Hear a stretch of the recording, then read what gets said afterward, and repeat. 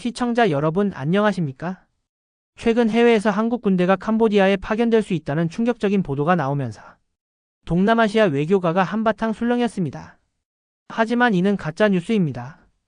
태국의 유력 일간지 방콕포스트의 오보에서 시작된 이 외교적 해프닝은 한국 정부의 신속한 대응으로 일단락되었지만 국경을 넘나드는 범죄 조직에 대한 국제사회의 협력 필요성을 다시 한번 일깨워 주었습니다. 오늘 이 시간에는 다른 자극적인 가짜뉴스 유튜버와 다르게 제가 한국을 둘러싼 군사 파견 오보 소동의 전말과 그 배경, 그리고 외교 당국의 대응을 집중적으로 알려드리겠습니다. 사건은 2025년 10월 태국의 유력 일간지 방콕포스트의 단독 보도에서 시작됐습니다. 이 신문은 한국이 캄보디아 내 사기 범죄 조직 소탕을 위해 군대를 파견할 수 있다는 경고를 했다고 보도하며 국경을 넘나드는 스캠 온라인 사기 범죄에 군사적 행동을 취할 수 있다는 표현까지 담았습니다. 최근 한국인 피해자 사망 소식까지 맞물려 있던 터라 이 기사는 동남아 전역과 국내외 언론에 3시간에 퍼지며 큰 파장을 낳았습니다.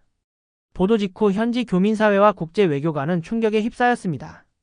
이에 주태국 한국 대사관은 지체 없이 공식 입장을 발표하며 진화에 나섰습니다. 대사관은 페이스북 등 SNS와 언론, 브리핑을 통해 군대 파견을 시사한 해당 보도는 명백한 오보임을 강조했습니다.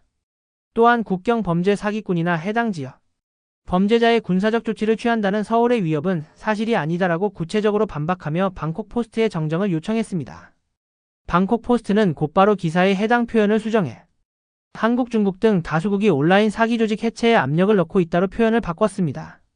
대사관의 발빠른 공식 해명으로 외교적 위기는 일단락되었지만 이번 오보의 배경에는 국내 정치권의 강경 발언이 있었습니다.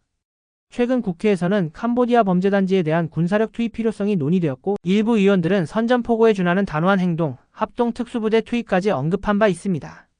방콕포스트가 바로 이러한 국내 정치권의 발언을 오인용하거나 확대 해석한 것으로 보입니다.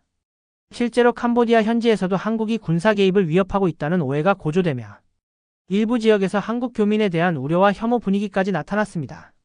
캄보디아 경찰과 외교부도 한국군 파견 소문에 우려를 표명하는 등 외교적 여파가 만만치 않았습니다. 한국 정부는 군사력보다는 외교법적 수단을 최우선한다는 일관된 입장입니다.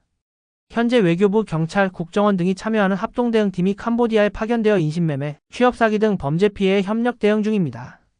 이번 해프닝은 동남아 범죄단지 문제에 대한 외국 언론의 오보, 리스크와 함께 국제사회의 긴밀한 협력이 얼마나 시급한 과제인지를 보여주는 사례로 기록될 것입니다. 네, 결국 태국 언론의 잘못된 보도에서 촉발된 외교적 소동이었습니다. 한국 정부는 앞으로도 외교적 채널을 통한 문제 해결에 집중할 계획입니다. 자세한 내용은 인터넷에 캄보디아 오보라고 치시면 나올 겁니다.